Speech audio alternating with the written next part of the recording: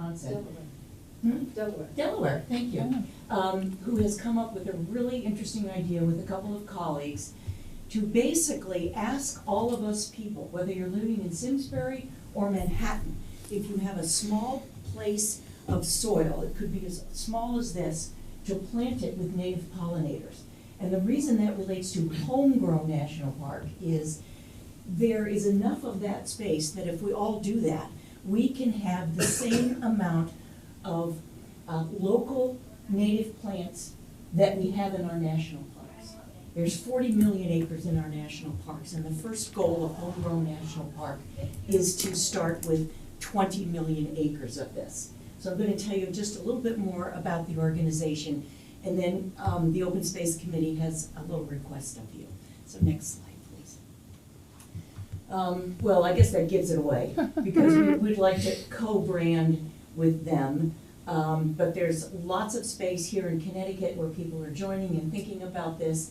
And so I think Simsbury, with this co-branding of our two logos, can bring additional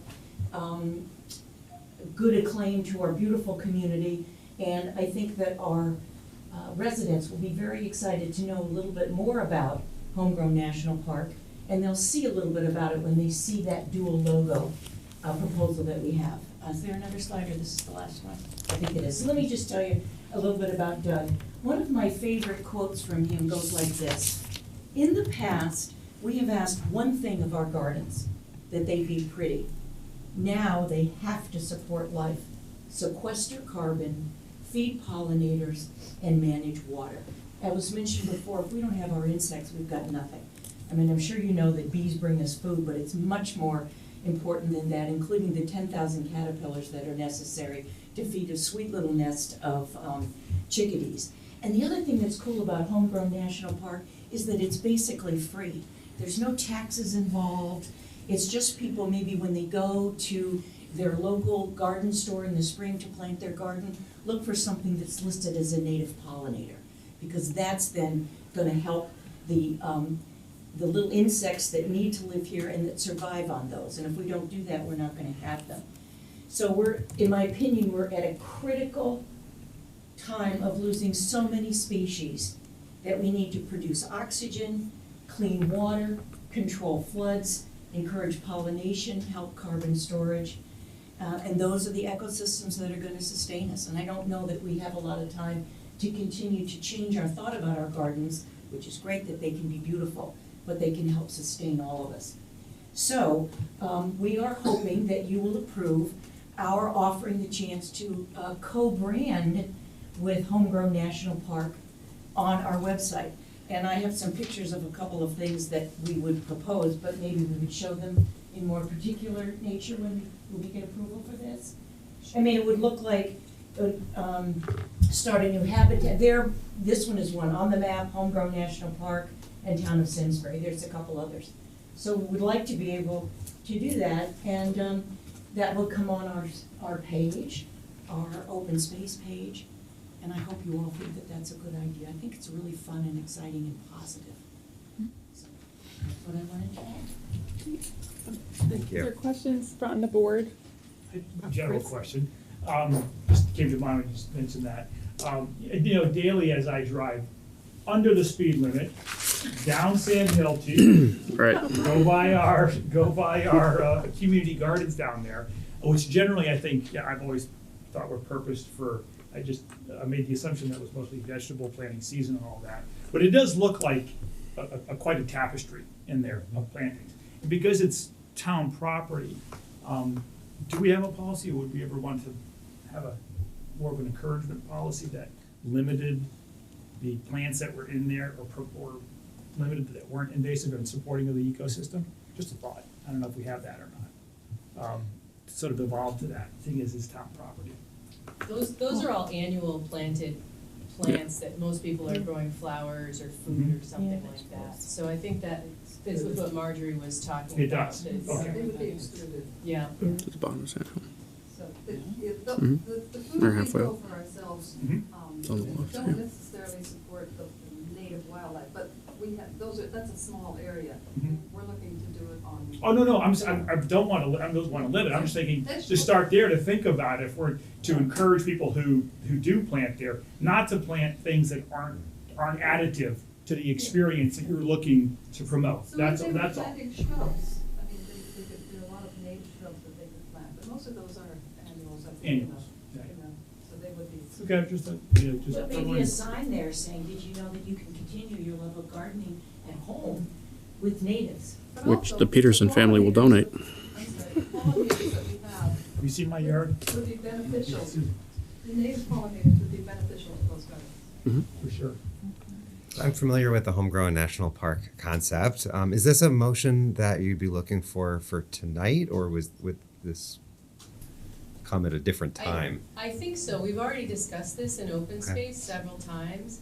And this actually came up because I wanted to put on the open space website that we were like a hometown national park, because I feel like Simsbury has so many qualities between the nature, the culture, like that a national park has, the history, etc. So I wrote to them and I said, hey, we want to call ourselves a hometown national park and pull in these values. And they said, well, they weren't really keen on that because I think they felt like it would be confusing, but they said, you know, we're gonna talk about this, and they said, you know, if your town is really interested, we'll offer you the opportunity to co-brand, and they made that logo for us. So, did you want to ask? No, go ahead. So before we talk about making a motion to co-brand, since we have our town attorney here tonight, I was just gonna ask him, is there any, concerns about putting us out there as a co-brand with an organization? It's a 501c3 organization, I believe, on our website with, I would like to make sure that there's no implications or implied anything cost or anything like that by doing so. So is that something we would need to look at and bring back to the table? Not to put you on the spot, Bob, but you're here, so, I would recommend that. I would recommend. Yeah. Yeah. You put it on your next agenda and yeah, some background information just to make sure. I don't think there is. yeah, Like okay. Tea City USA, I think is a similar organization. Possibly speak to, are there any other municipalities in Simsbury, in Connecticut that have done that we could speak to, just to avoid any sort of, I'm sure there's not, any sort of unintended consequences down the No, road. we're the first town in the country, Really? yeah. Yeah, so that's scary. Always great to be. Good and scary, right? Yeah. Unless somebody snuck ahead of us since we brought up this idea, but they literally talked about this and developed this logo and this idea because of us asking about it. I think it goes with, you said our pollinator pledge and other things we're Right. working on. So I don't think that this is, and it's not committing Doesn't us to mandate us anything in for anything. particular. Right. But I think it's perfectly fine if you wanna look it over. I really doubt you're gonna find anything, but yeah. Okay. Right. Yeah, And we- there would be, I mean, if we were to decide for some reason we did not want to be associated with this group, I assume we can just take it down. In the future. Right, at any time, right? It's not like we're obligated We're to. not signing anything, Right. we're Yeah. not paying Right. anything. Okay. exactly. Right. So the good news is, in 2015, under the advice of Attorney Crescenzo, we actually passed a town seal use procedure, which includes things for this. All you have to do is submit a document to the town clerk, and she answers the question for you. Ah, So, Good. okay, there you go. You'll find the time. That's great. send the bill to Mr. Peterson.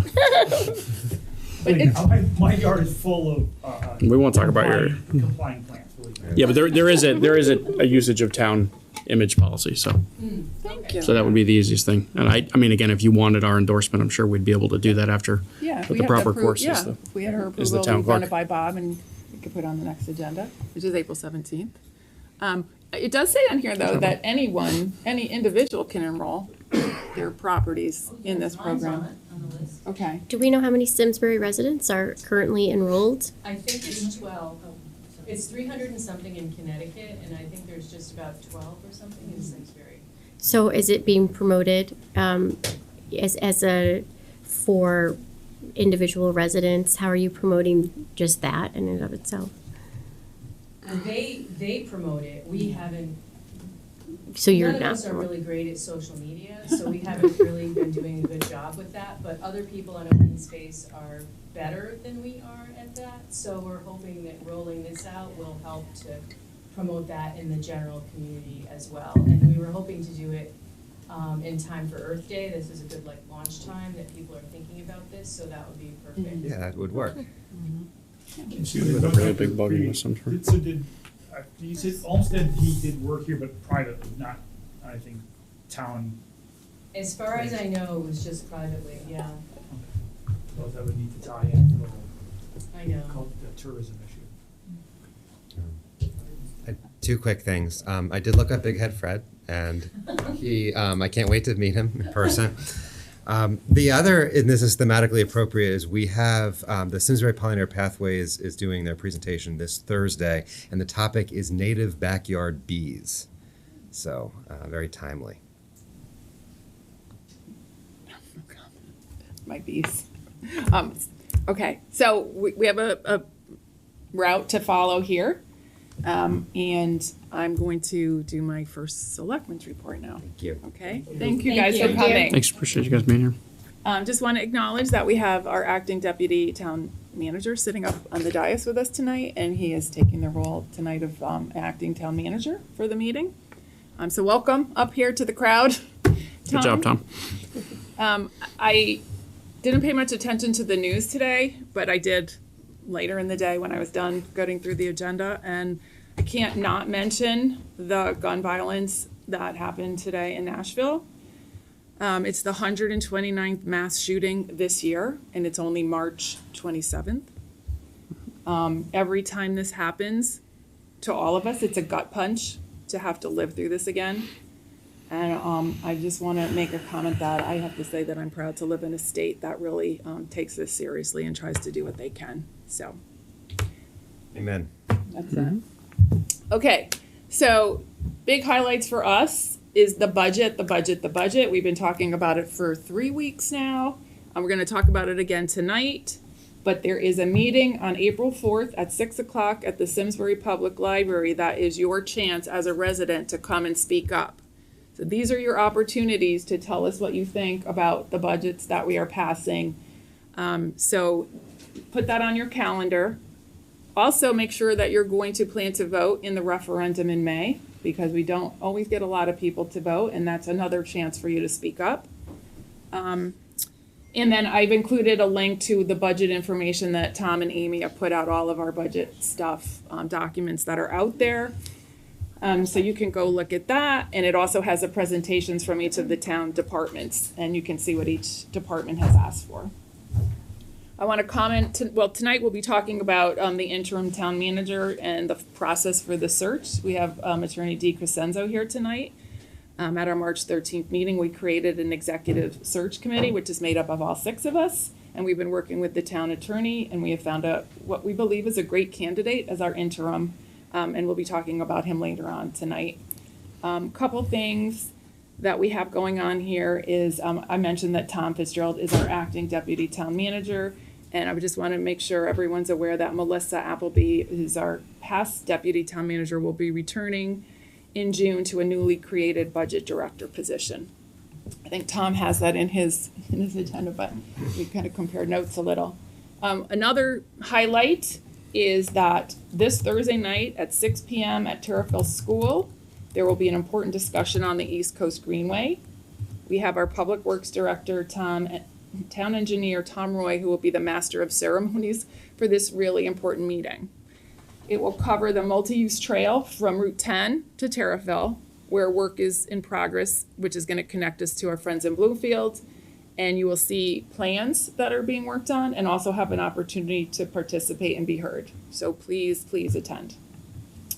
And then that's another thing I just want to put out here. We've had some conversations with our town manager and maybe amongst ourselves that we're going to try to look at ways to find allowable changes to our agenda. There's been some discussion about having a second public audience at the end of the meeting and make sure that the public audience at the beginning of the meeting is agenda related, and that anything not agenda related potentially can be done at the end of the meeting. And those are options that I hope that over the next few months, or as we get our interim, we can discuss moving forward on. And last, I just want to wish UConn luck Saturday night in the Final Four as they play Miami, because someone at my house will be really happy. And so will I. So on that note, I'm going to turn it over to Tom Fitzgerald. Thank you. Okay. Maria's full town manager report will be online tomorrow, but some highlights for social services is the Simsbury Community and Social Services is wrapping up its energy assistance season. The last day to apply for the Connecticut Energy Assistance Program through their office is Friday, April 28th. And their office will begin taking applications for renter's rebate on Monday, May 1st. The Simsbury Community Social Services Department, the Simsbury Aging and Disability Commission, and the Simsbury Public Library will be co-sponsoring a sensory-friendly movie on Sunday, April 23rd at 2 p.m. at the Simsbury Public Library program room. They will be showing Minions as a group. And the Simsbury Youth Service Bureau has several exciting programs coming up this spring. They will be distributing spring holiday baskets for their families who celebrate Easter and Ramadan. The YSB will host a teens babysitting course with Windsor EMT, an intergenerational magic show, and a creative creatures event. Parents are invited to attend a Narcan training with Narcan take-home kits, as well as a parent training course to indicate any red flags, drugs, or alcohol content in a mock bedroom trial format. And the Simsbury Food Pantry needs coffee, tea, juice, granola bars, crackers, snacks, pasta sauce, pancake mix, and syrup. And there'll be a link that you can click on for donation directions. Thanks, Tom. Now I'm going to turn to the selectmen up here for any liaison and subcommittee reports. So we'll start with Heather. And I don't have anything for today. Okay. Good for tonight. Okay. I would like to announce that we are going to be having Simsbury Community Cleanup Day on Earth Day, Saturday, April 22nd this year. It's going to run 9:30 to 12:30 in the morning. On that Saturday morning, we'll have a dumpster here at Town Hall. Tomorrow, the signups on the Parks and Rec website will go up, and if you would like to sign up for a particular section of town, especially if you have a large group like a scout group or families that want to do this together, it's helpful if we kind of know where to have people located throughout town. Also, we do the trail that's part of the Farmington Valley Trails Council. They also are partnering with us on this. And so we're looking forward to this again, and we'll have a flyer that will be going out on social media, but check out Parks and Rec on their website, and we're looking forward to it. Awesome, thank you. Good. Yeah, the Sustainability Committee has a presentation at the library at 7 o'clock on Wednesday, focused on opportunities to save energy and save money in your home. So again, that's this Wednesday at 7 at the library. Thank you. Okay. Okay, so we can get into selectmen action. Our first course of business is the tax refunds. And I ask for a motion effective March 27th, 2023 to approve the presented tax refunds in the amount of $2,155.27 and to authorize Town Manager Maria Capriola to execute the town refunds. So moved. Second. Okay, all those in favor say aye. Aye. Okay. The next item is the 2024 Historic Documents Preservation Grant Program. Apparently, every year the town clerk has an opportunity to apply for this grant to preserve records, and they started this last year. They are doing something with the binding so that they create archival material that are easier to access and get copies on. Tom, did you want to add anything to this? Nope, it's just a yearly grant that they do for archiving. Okay, thank you. So I'll ask for a motion effective March 27, 2023 to submit the fiscal year 2024 Historic Documents Preservation Program grant application and to authorize Maria Capriola, Town Manager, to designate Trish Monroe, Town Clerk, as the agent for making the above application. And if it is awarded, to move to accept the fiscal year 2024 Historic Documents Preservation Program grant and authorize Maria Capriola, Town Manager, or successor Town Manager to execute all documents related to the grant award. So moved. Second? Okay, all those in favor say aye. Aye. Okay. Next item is a donation from the Simsbury Granby Rotary Club. They are going to support 3 cadets. I believe it's 3 cadets for the program. Do you want to talk about this at all? Sure. Yeah. Chief? So we have a police cadet program, which we've had for about 20 years now. And it's youth aged 14 to 20, and they just learn about policing, they learn about volunteerism, about aspects of the community. They get to do some police training. It's a real exciting program. But every year there is a regional academy that is offered. It's a week-long academy up in Massachusetts, and the cadets can go. And we have officers that go up there and supervise and guide them and mentor during this. But it's quite expensive.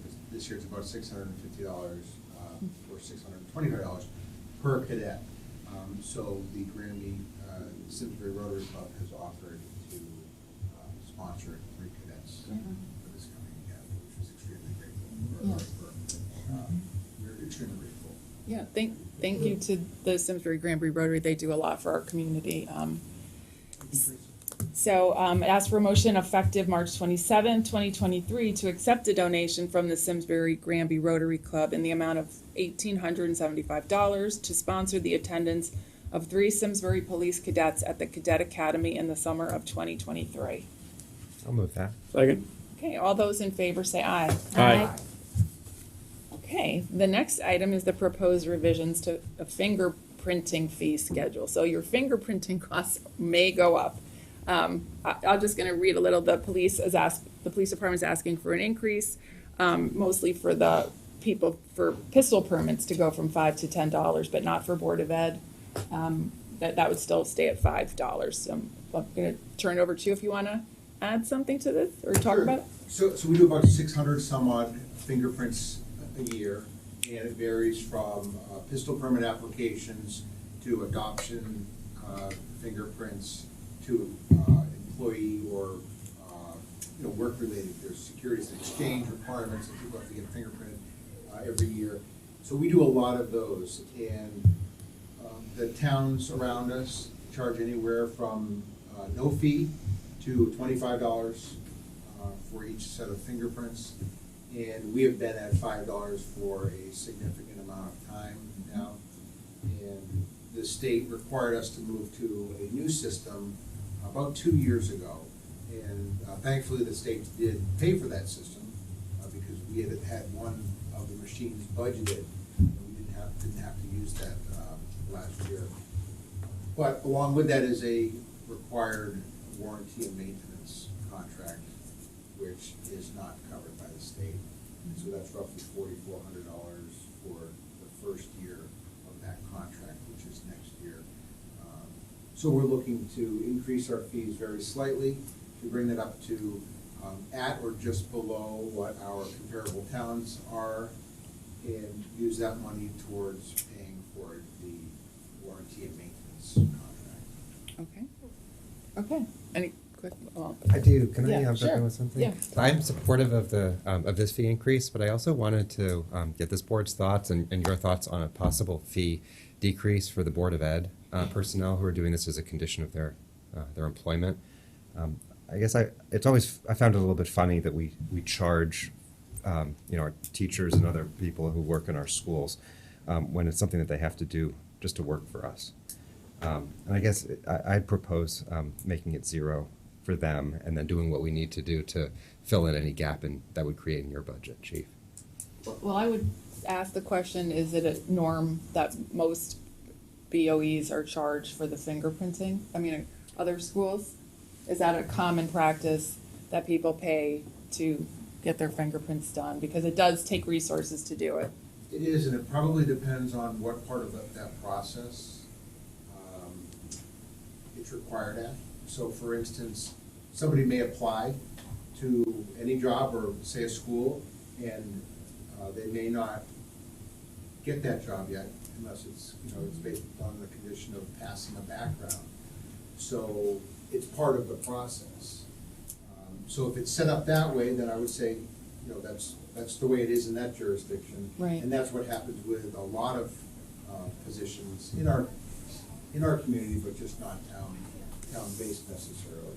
Mm-hmm. If a person is hired by the town and then they go through this process, then there has been no charge for them. So, for instance, if somebody was hired through the IT department, and now in order to have access to the police department, they need to go through that requirement, then they would not be charged that. They've been hired already at that point. So can I just ask for clarity then? No, I don't want to get into debate about fingerprinting class, but this is educational. So when when anyone applies for any town position, it doesn't matter what it is, they must go through a background check. Do they not? We don't do background checks. Okay, so for anybody else fingerprinting, then. well, so if you come to work for me, you have to have a fingerprinting and a background check. So I'm just sort of applying that. I cover that cost. I mean, if you've gotten to that point, it's probably a good chance you're a strong candidate, and then we want to invest in you to bring you forward. So I'm just kind of surprised that we charge applicants who've gotten to a point of possible employment, that we charge them to get it. That's what I'm It's sort of a suggesting. surprise to me, so maybe it's Well, clear again. yeah. And I understand what you said though, so if I'm correct, any current employee who needs fingerprinting as an ongoing component of their job, that cost is waived, correct? We absorb it Yes. internally. But Sean, you got any thoughts on that? So we charge someone $5 to take it, so they can have a job with us? I mean, I'm surprised that we're allowed to charge people to apply. I mean, for prospective employers, when you take a drug test, that's covered by the employer, not the employee. So I'm honestly surprised that we're even allowed to charge for it. Okay, well, we can make the motion, and those who don't want to vote for the proposed ones can. Well, before you do that, what An would you alternate say motion? is, what would you say we're talking about having, what kind of cost would we have to cover? $825 That's if we specific to waive the, it. just for the Board of Ed? Yeah. Okay. I already did the math. We're getting $4,200 with the new fee schedule for the outside, and the 175 times $5 is what, $850? So we're giving up $880 of revenue. I would just say it's factored into the work that you guys are doing and have been doing. And personally, a $5 charge, I find that as a nominal charge. It is nominal. So I But- feel like, yeah, so you could go either way with that. To That's me, it's for- more of a, I mean, it's not going to stop anybody who wants to work for the town, but it's, I think it's just a small way we could say, show appreciation for the people who work in our schools. Yeah, I think it's weird Yeah. that we're charging so much. Yeah.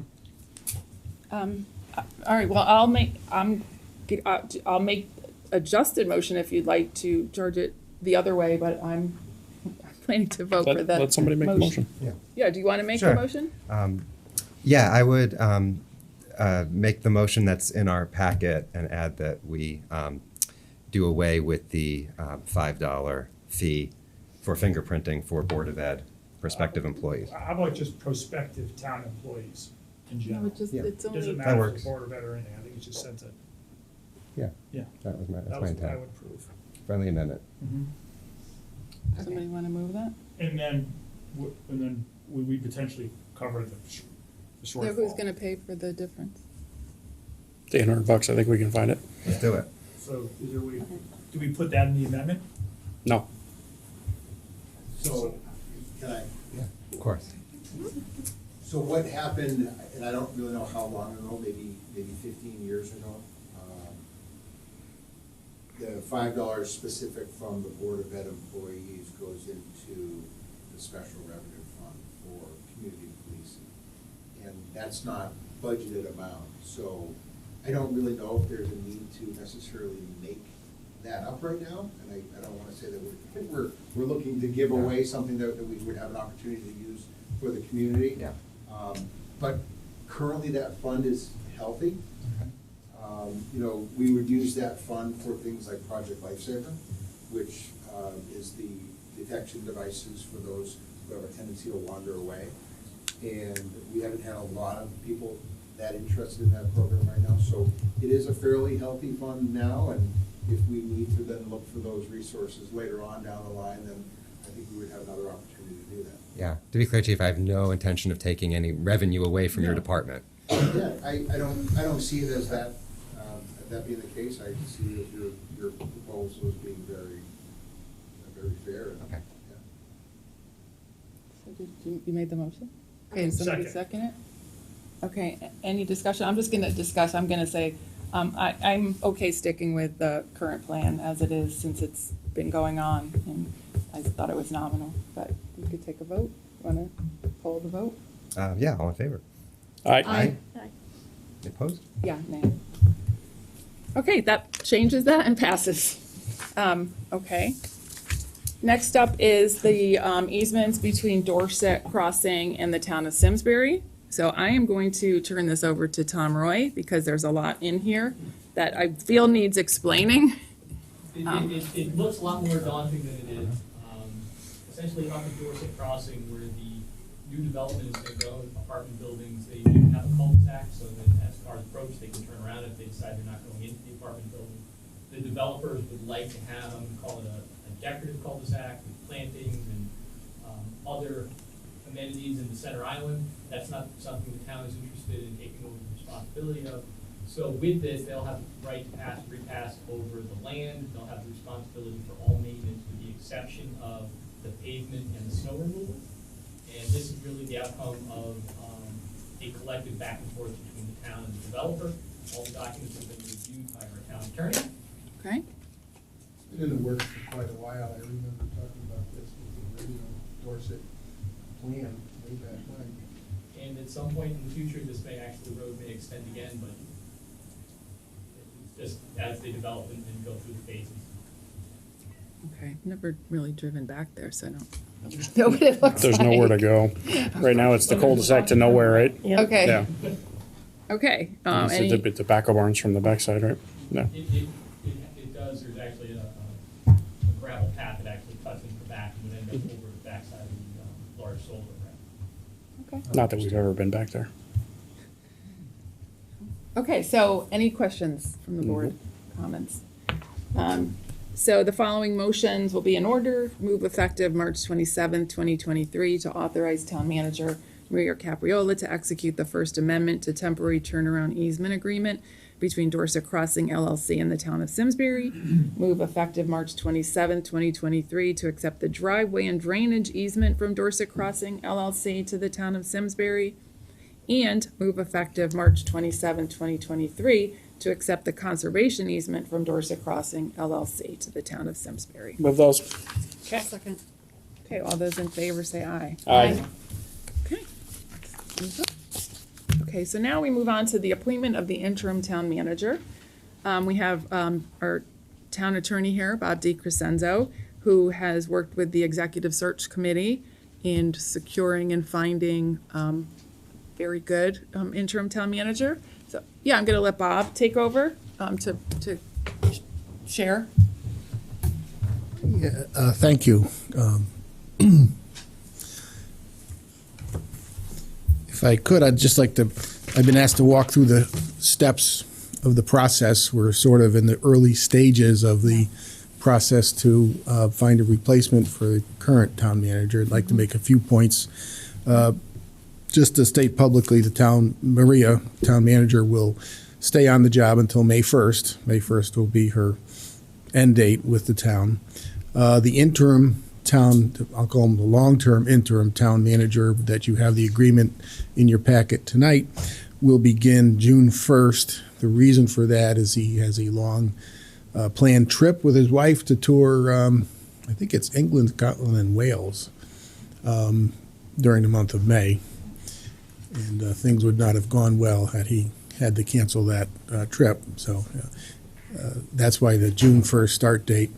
The agreement that you have calls for a initial term of 3 months, which sounds a little short for everything that you'll need to do to hire a permanent town manager, but he has agreed to an extension term of 3 months if needed, with a final date for his service of December 22nd, 2023, at which point he plans on returning to his home in Naples, Florida. The interim town manager is Lee Erdman, Very, very experienced. I'm going to say over 40 years of experience in town management. First with the city of Hartford as a budget analyst, I believe, then as the longstanding town manager of the town of Weathersfield, where I first worked with Lee. And then City of Hartford again as the chief administrative officer. I believe he took that position when Hartford changed to a strong mayor form of government from the previous form of government, which was city manager. And then from there, he did some consulting work with towns throughout the state of Connecticut, including New London and Simsbury. And he took a position in the city of Springfield, where he served a number of years as their chief administrative officer. Like I say, his resume reflects a great deal of experience. He's a well-known person in city management and public administration in Hartford County and throughout the state of Connecticut. Now, I'd like to talk a minute about the next steps. If you act favorably upon this agreement tonight, you will have secured the long-term interim. You will then have to appoint someone as a short-term interim, which I understand you're planning on doing at your next meeting in April for the month of May. And that will set you up well to send out the RFP, request for proposals, for a town management search firm, as was mentioned earlier. I believe you were sent the draft request for proposals this afternoon for your review and mark it up, write it up. And it's in that document that you may want to reference a town engagement component as part of the search process. It's very typical to have that, where the consultant sort of runs the show once the firm is hired, with your help and the help of the Executive Search Committee or the Board of Selectmen, however you choose to do that. Mr. Erdman's also offered his assistance in shaping that during the month of May, even though he won't be on the job yet. He said he will be available to work with the consultant. He will not charge for that service because he sees a big part of his job as setting you up well for a really good search for the next town manager. And, you know, there's, I don't know, probably more than a dozen search firms out there. And, you know, the more broadly you cast the net, the more happy you'll be, I think, with the outcome. So I think Maria has also included in your draft today a list of firms. It's not an exclusive list. If you know of anyone else, let Tom know, and he'll add it to the list, and it'll be published like any other procurement process. Any other questions? I don't want to go too fast through this. If we wanted to meet before April 17th, since it's a month out, we could hold a special meeting if Yes. things were settled sooner. Yes. Okay. In fact, there's a few other items that you may want to consider for that special meeting.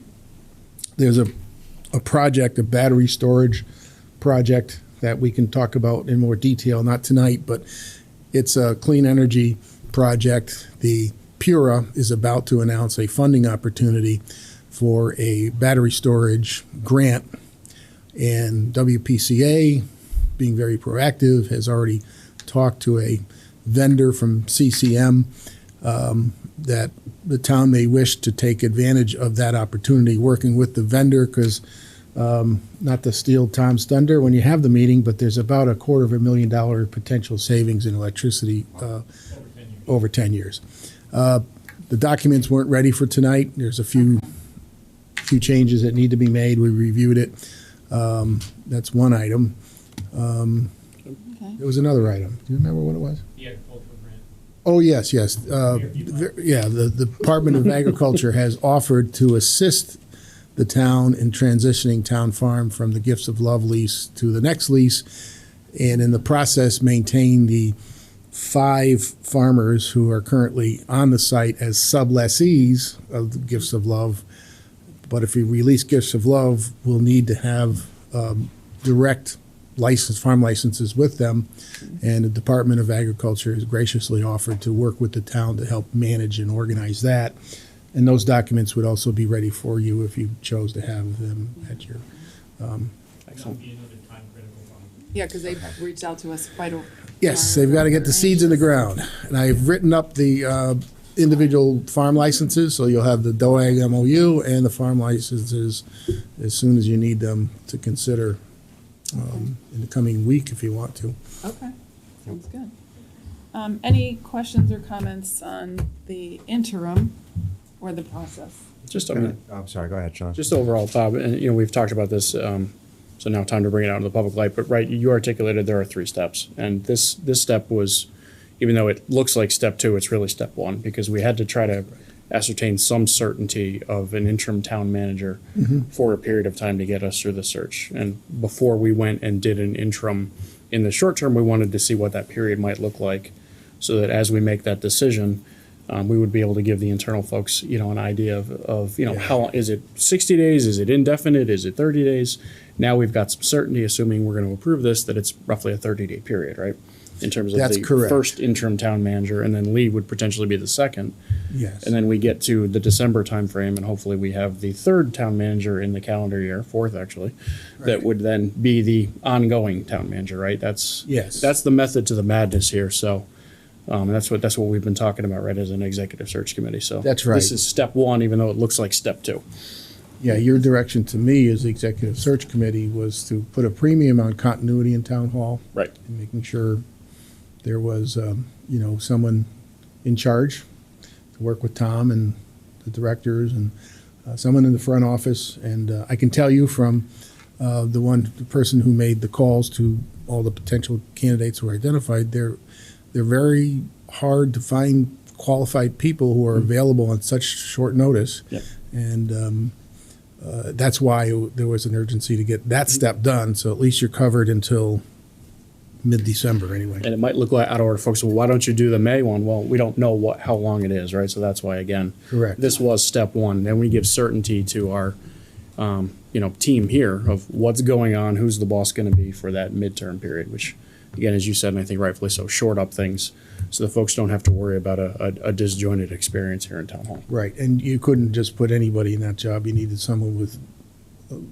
vast experience that could just hit the ground running, as you say, and keep things moving forward. And then step 2 is we would then discuss in that executive search committee who would fill the time for the gap between the town manager's departure and Lee's arrival, right? Correct. So, Yeah, and the sooner that gets out, would be good for the employees in the town to know. yeah, but again, we still have Maria as the town manager, so there is no gap in town manager service. So. I think Eric I just wanted to say that this has come up. We've gotten some emails from the community, came up in public audience about how are we going to engage our community and our employees.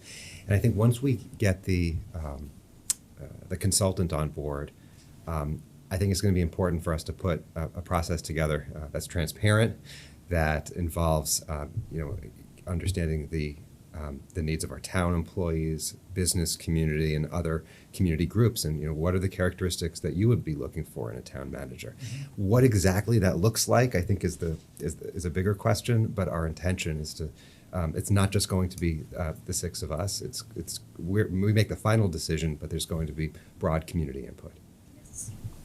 Just to piggyback on it, it's just it was never in doubt that we weren't going to work with a search firm. That was that we should be very clear on that. Yeah. That's not an innovative new idea that was brought up in public audience. No. We've been through that before. We were going to do it again. It's also important to know, just to restate for Eric, that from the get-go we talked about how to feather budget term, community engagement as part of the process. Now it is imperfect because it's delicate, so gathering the public together as much as we can to provide initial input, certainly, but as you get closer and closer to identifying a candidate, that dynamic becomes difficult as far as people looking to be involved in that process, speaking to candidates. That's difficult because candidates then have potential current employment, and that becomes a conflict, possibly. So as we're sensitive to that request, is also have to sensitive as to possibly why that step may not work as well.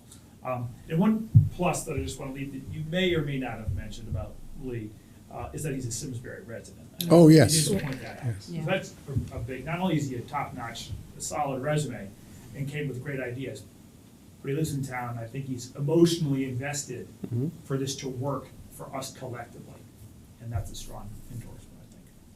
Heather, did you have something you were gonna say? Oh, No, I thought you did. would. Sorry. No, but I 100% agree. I mean, transparency is the most important thing to our community and out of respect to our employees, and it just benefits everyone involved here. So obviously, that's our intention, and to have the community involvement and to hopefully employee involvement as well.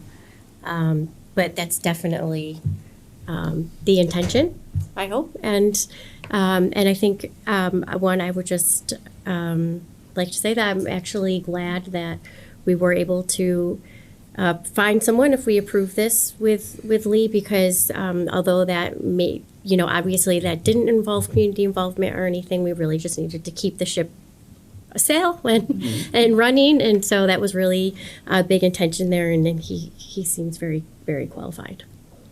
So I want to thank Bob for all the work he did, looking at appreciate all it, Bob. these people out there. Yeah, thank you. And also Bob did bring back multiple references. Thank you. I couldn't come up with the word. So we did go through those, and so I think we are all very comfortable with this. So I'm going to ask for a motion to move to appoint Lee C. Erdman to the position of interim town manager effective June 1st, 2023, until such time that this motion is superseded by the appointment of another interim or permanent town manager. Further move to authorize Maria Capriola, town manager, to execute the proposed consulting services agreement as presented. So moved.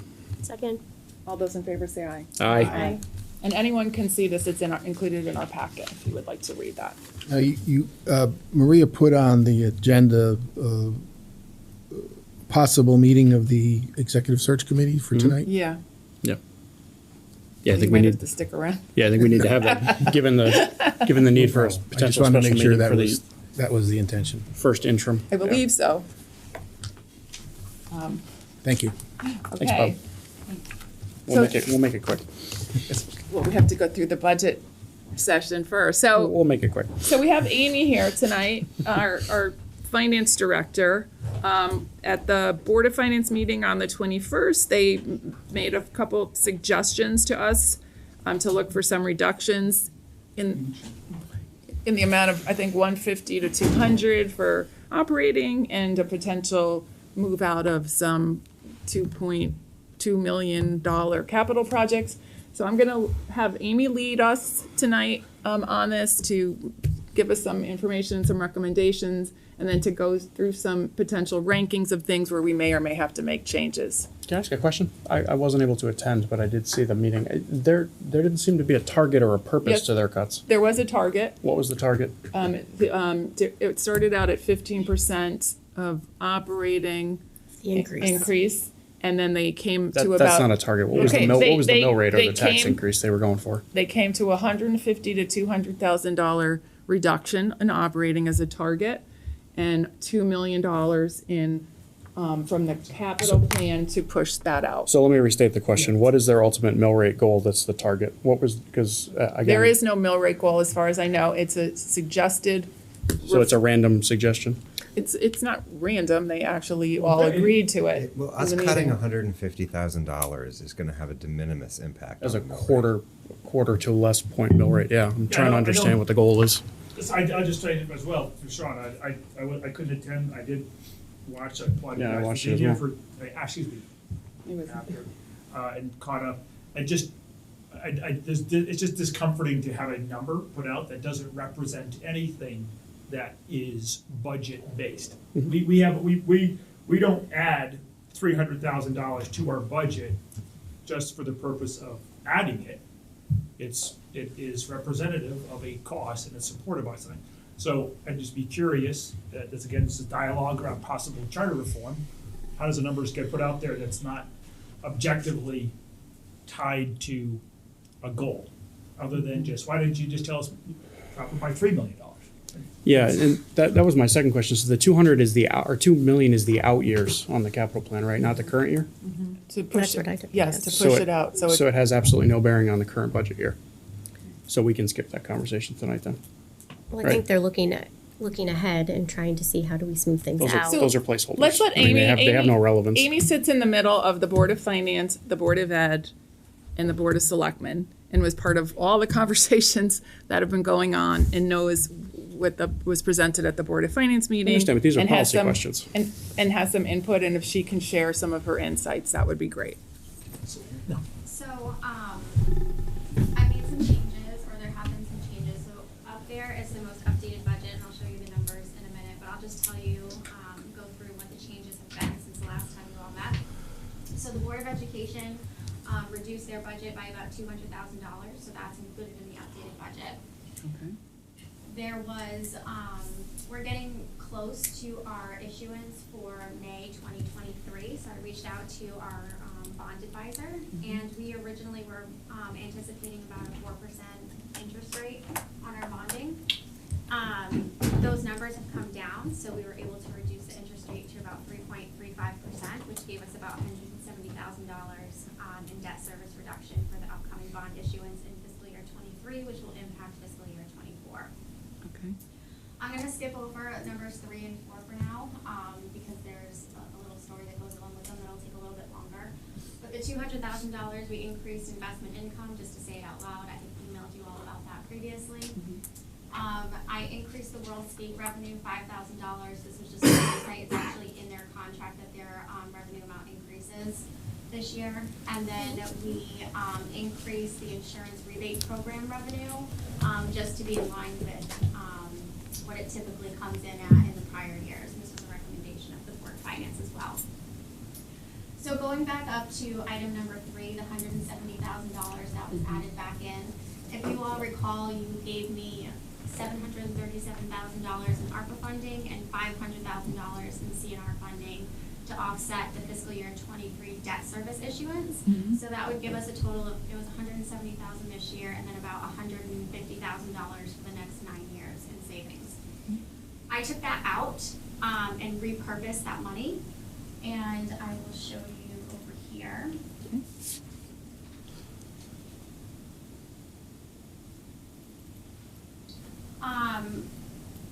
So just in playing with our chart, if we take a look at the debt modeling, and I did take a look at moving some stuff into the out years to kind of smooth the debt service like the Board of Finance had suggested. And if we have the next 3 years, this year obviously being the biggest year with our regular issuance in Latimer, and then next year we have another spike where the second issuance of Latimer, and then we have another issuance in fiscal year 26 or 25 that impacts 26. So you can see that the increases over the next 3 years are going to be the most impactful. So what I did is I took that $1.2 million that you all gave me for fiscal year 23. I will be giving it back to you. And then for fiscal year 24, I'll be using $650,000 of that ARPA funding to offset the fiscal year 24 debt service. That leaves us about $600,000 in the out years to use. The fiscal year 25 issuance is about $800,000. If we used another $500,000 or $600,000 to offset that, we could help out next year. And then again, we could use another portion of it to help out the year after that. By the time we get to fiscal year 27, we see a decrease in our debt. So we should be okay, but we're not seeing those spikes anymore. We don't realize it. So essentially, I'm taking that $1.2 million and putting it to the 3 years of the spike instead of taking $150,000 over 10 years. So, Amy, did you guys discuss that at the Board of Finance meeting to some extent? I had discussed it with the chair previously, but I don't Okay. think we went into detail. Okay. So that is where you're seeing the added back of $170,000 in the debt service, giving back that $1.2 million, and then utilizing the $650,000 in that ARPA funding to offset the debt service. Okay. And then with all of those changes, it brings us to a revised mill rate of 31.8, or an increase in the median home impact impact of $409. And then just below here, I put what it was, so you can just Oh. see a basis. The Board of Selectmen approved was an increase of $475. So you all feel free to discuss whether you like or dislike my changes. I can add them in, I can take them out, or if you want any other changes. So that looks great. Yeah. What would the overall impact be if we did arbitrarily cut 150,000? What's it change to that 409? Is it $3 or $4? $6. $6? Goes from 409 to 398. So, 9 to 11. It's $11? Oh. So we're talking about $11 if we sit here for the next hour and debate it. well, we did talk about potentially ranking the positions. We can still do And that. having a ranking, not that we have to make the cuts, but we can have that on hand. If that does come up, at least it's our representation of it versus someone's others, because that's, to me, the only thing that would make a big difference or any difference in the operating budget. I don't know what other people think for ideas.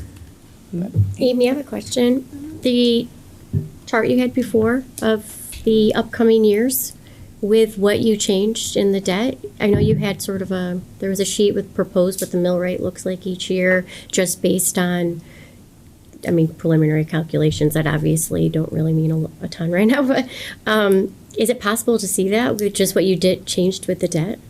Oh, yeah, good. That'd be good.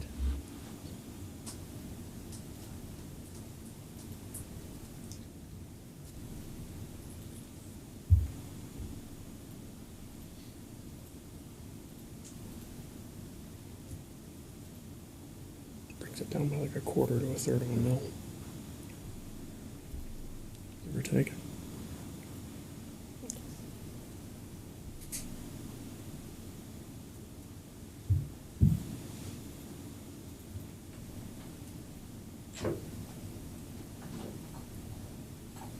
So that's with the proposed changes for the debt chart, and then I'll fill up the modeling.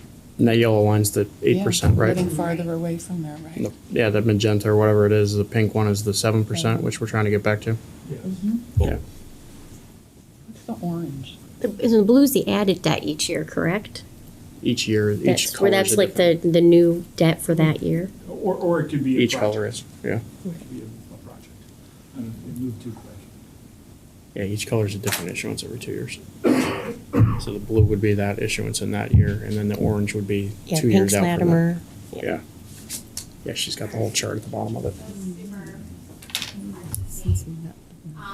But with the revised debt service numbers incorporated up here, you can see down here that your estimated mill rates are here, and then this is for a $350,000. She went through each one. Fiscal year 25, 26, 27, and 28. It still goes up. Those next 3 years are really high, potentially. I mean, it does, but again, these are all just based on assumptions. So if you recall, the fiscal year 25 was up, I think, around 7% initially. And then I got it down to 4% using just different assumptions. Will it come in at 7%? Maybe. Will it come in at 4%? Maybe. It's just, we don't know. Yeah, if we overperform on grand list, that number comes down. If we underperform, it goes up. If school enrollment goes up, that number goes up, right? There's a lot of variables in there. Right. And it's just a guide. Right. So there were the conversations on the capital, any things that we could potentially move out? Are there items? So I know the PAC's on there, but that's really doesn't seem to involve any of our money at this point in time, right? It's counting on grants, and so it's really there as a project placeholder. Is that what we would say? And then I know there was a question, I thought, Heather, did you ask a question about the Board of Ed? Or is that? I did send an email that I think we're supposed to give an Henry update. James project. So, their warranty ran out in 2021, so he said that you can definitely put it off as long as it stays within the 6-year plan. You can move it out. Gotcha. How much is it? It's a 2.5. lot. 2 million? Done. 2.5, and 1. So if we put that on the table as capital that we would move out if that's something that the Board of Finance is going to ask us to do. I mean, you could. I'm just. All it Well, is really, it's something to look at next just year. it's a moving, it's a yeah. placeholder. So Yeah. yeah, it's So it doesn't hurt we're us doing now, nothing but right? moving a placeholder. But Yeah. we can put that out there as an offer, I'm fine with that. right? Do people agree with that? And the reason why we wouldn't move the PAC is because we don't want to lose the grant money related to that. Well, there's no, It's not bond funded. There's- so yeah, it's it's not not our our- money. Doesn't do anything. so it's there for when they get the grant money that we hope that they will get. So the only other thing, again, is if we want to just look at the positions and come up with a ranking of the positions, if they want to make a decision or in their budget to take away a position, at least, like I said before, we would have some control over that. I did send, I think, I sent my ranking to Amy. I don't know if you have everybody's ranking. I guess we've done what they've asked us to do, so I would hope But they see, I wouldn't don't touch see any the- positions. I think we've done it creative, we haven't done it with hope and with any sort of indication that this is not potentially real guidance. We've got it down to $11, and if it's arbitrarily, like the number that they gave us, well, no, you gave the 13, you're gonna have a problem with that.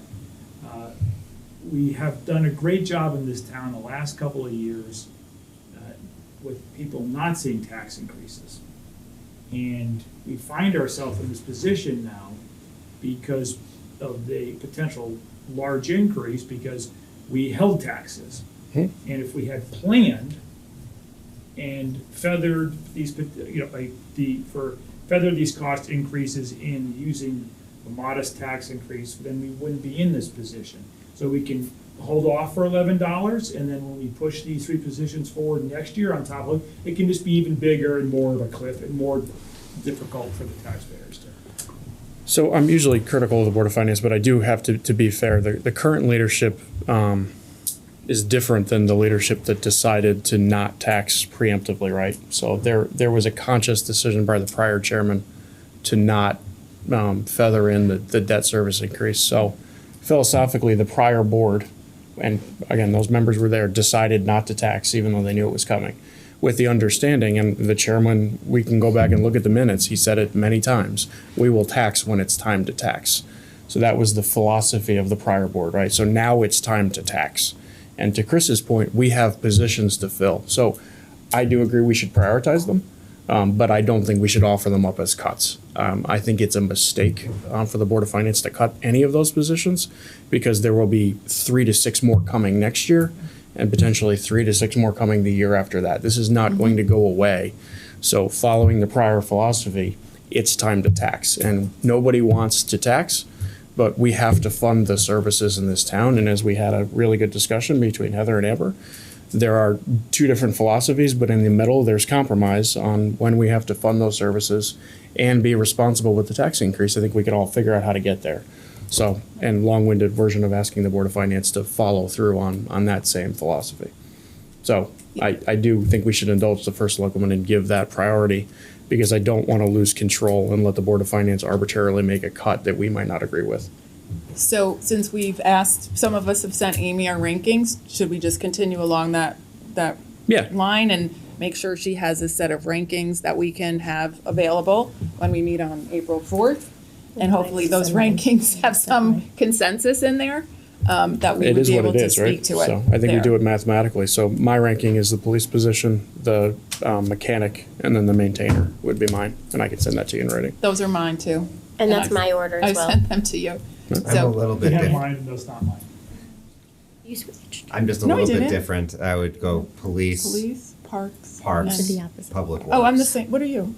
But I think these are Mechanic at the not bottom or I mean, top? these are not optional Oh, positions. I'm These are not different, nice sorry. to Yeah, I was have gonna say, 'cause you and I had a positions, discussion or we this wouldn't be doing them. I'm Oh, sorry. you changed. Say that again.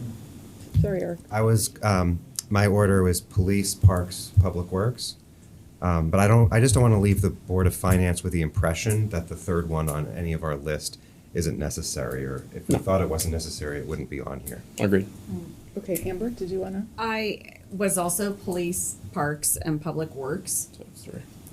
I guess I still feel like my understanding is that we're providing this ranking. We have already, since we presented in front of the Board of Finance with Amy's revisions, I believe that we have already hit the guidance that they gave us, correct? Great.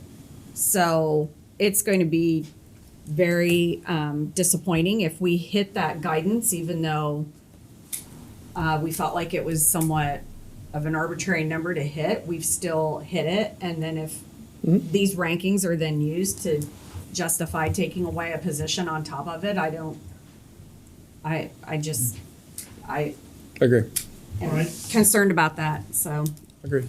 that said, I gave my rankings and hope that all of these positions are funded. I just, since we all went public, my ranking is the exact opposite. I would Parks and Rec, Public Works, Police. The reason being is that if we don't do these, next year, when the tax increase is gonna be exponentially larger. If we don't do it now, exponentially larger. If you don't do it now, the two that aren't gonna get done are gonna be Public Works and Parks and Rec. We always support the police. And in the worst taxation scenario, we will always add staff to that critical component. And the two that won't get it are the ones that are always seen as the ones, well, they can make do with what they have. And will, just like they were taken away 10 years ago, will never be added back. And that's a result of us not facing the difficult decision that we are today and not feathering in and not preparing properly. So what I was going to say is, I said mine wrong. I was told. I think you have mine on paper, so I don't need to out myself. You agree with here. them, not us. Police, Parks, and Public Works. Okay. So one thing that I'll say, right, we'll all be there on the 4th. We can defend if it comes up. If it's questioned, we can stand up for what we think, and we'll have hopefully our people will be there to stand up for what they think. We'll also hear from residents. So if they want to weigh in that another $3 or $4 to the mill rate is really what a lot of people are driving for, they can share that with the Board of Finance, and then we can go from there and see how that plays out. Good. I ask of I hope we get some nice participation in public audience in the public hearing. My hope, though, is people want to see lower taxes. What can we cut? What can we lose? And I hope we can hear those ideas if that's the sentiment of what people say. Yeah, there was some strong sentiment at the Board of Finance meeting by certain members that wanted a lot cut. So. And I strongly encourage residents to come out and to, hear their voices because. They can cut my salary. You have some? But it could cut mine. It's not very much though. They cut all 12 years of my salary. Okay, so I think that's where we're gonna leave things. Amy, your recommendations seemed really good. Take care of a lot of things for us. If we have to move capital, we have a potential thing that we can move out because it has to be done within 6 years. And if the topic of we need to cut more comes up, we'll have to look at some of the options that we presented here and see what people think. Yeah, could I for a second? Sure. Amy, thank you again. I've worked with a lot of finance directors, and the proactive nature in which you come up with those that are really thoughtful solutions to get us to long-term. These aren't games. These aren't smoke and mirrors, as some folks like to say. These are real, thoughtful budgetary decisions that not only solve problems for us in the current term, but set us up for success in the future as well. So I really appreciate it's a busy time of year for you, and that you're able to look at that and proactively offer those ideas. So thank you for that. Yeah, Amy did a great job on all Absolutely. this. We're very lucky. Thank you. I think it's also an example of the evolution of our form of government. Strong director of finance, strong superintendent, strong town manager, strong department heads. Our collaboration, we don't need additional administrative for more boards and commissions to figure this all out. Okay, so we're gonna move on to appointments and resignations. So we have the resignation of Sherry Chester Anderson from the Simsbury Diversity, Equity, and Inclusion Council. Move retroactive to March 14, 2023, to accept the resignation of Sherry Chester Anderson as a regular member of the Simsbury Diversity, Equity, and Inclusion Council. Move that with our thanks. Second. All those in favor say aye. Aye. I forgot where we even were on this whole thing. Appointment of Ed LaMontagne as an alternate member of the Aging and Disability Commission, and move effective March 27th to appoint Ed LaMontagne as an alternate member of the Aging and Disability Commission with a term ending January 1st, 2024. Move that. Second. All those in favor say aye. Aye. Aye, okay. Appointment of Veena Raghuver to Juvenile Review Board. The move effective March 27, 2023 to appoint Veena Raghuver as a regular member of Simsbury's Juvenile Review Board. I can't read anymore. Move that. Second.